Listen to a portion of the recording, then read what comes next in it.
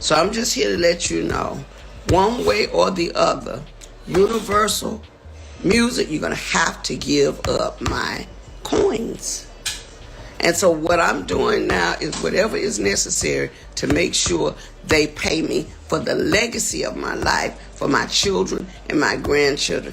Grammy-nominated R&B singer Angie Stone has died. Did y'all know that Angie Stone was the only one that died on that bus? The same bus that had herself and her crew, and she was the only one that died? People have been whispering, speculating, and side-eyeing this whole situation with Angie Stone's tragic passing for weeks. And now, the feds just dropped a bombshell that might just flip everything upside down. Turns out, there's more to this story than what they've been feeding us. New forensic evidence, suspicious behavior from certain industry folks, and some shady connections. Yeah, it's all starting to paint a very different picture. And let's just say, if you thought this was just bad luck, think again. Let's get into this mess because it's looking like somebody out here moved real funny and the feds probably know who did it because the official story isn't adding up, like at all. Okay, so let's start with the version they tried to sell us. Stone was killed in a car accident near Montgomery, Alabama on March 1st, 2025. She and her band members were traveling in a Mercedes-Benz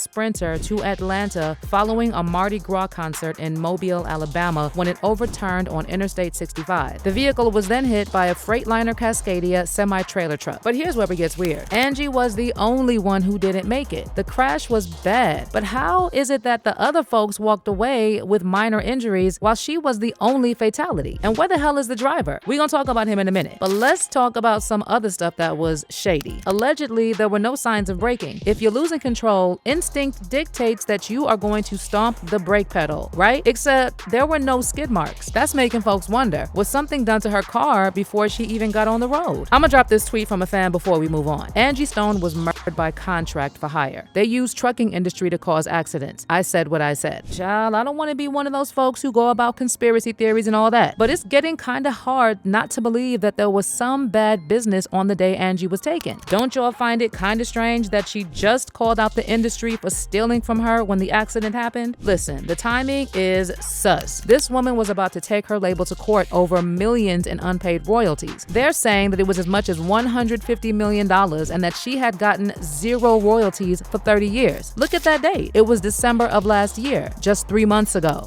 As I was coming through all of this, I soon found out that one of the biggest companies that I was with, Universal Music,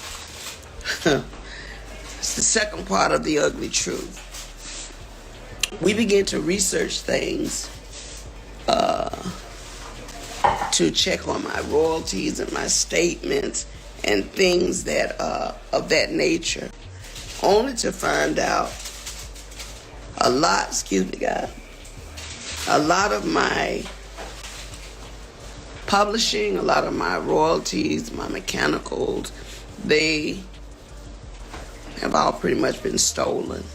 Think about it for a minute. Just as Angie was getting loud about it, just as she was about to name names, exposing how the industry took her life's work from her, all of a sudden she's gone? Yeah, it's giving too convenient. Allegedly, and this is coming from talk from inside the police department, they're saying that forensic investigators found something was off about how the crash happened. They're saying that there was some suspicious activity before the crash. They allegedly got surveillance footage of a blacked out SUV following Angie's car moments before she lost control. There are also folks asking if Angie was even conscious when the crash happened, because there's talk that she might have already been gone before the car hit anything. Because when fans asked where the truck driver was, officials were saying that he's missing, that he quit and just disappeared in the wind. Poof. Now, come on. It's like this fan said, not another artist dying because of these people. Truck hits her as she's being cared for, no one else dies, and driver quits and is now missing. Stay independent, people. Large labels are devils. And here's the real kicker. Word on the street is that the feds actually have a list of persons of interest. And baby, there are some big names on there. Some of them could put a sweet girl like me in a whole lot of trouble, because it's about time we talked about how Angie's millions were stolen by UMG. Listen, Angie's been fighting for her royalties for years, and she was finally making legal moves to get what was hers. And let's be real, we've seen the industry pull some foul mess before when an artist starts asking too many questions. Prince, gone. Michael Jackson, gone. Aaron Carter, gone. Now Angie, make it make sense. But it gets worse because it's like they had help. Help from Angie's own people. Her team that was supposed to protect her was mismanaging her catalog and apparently all the paperwork. As I begin to find out things that I never had to look into, because when you hire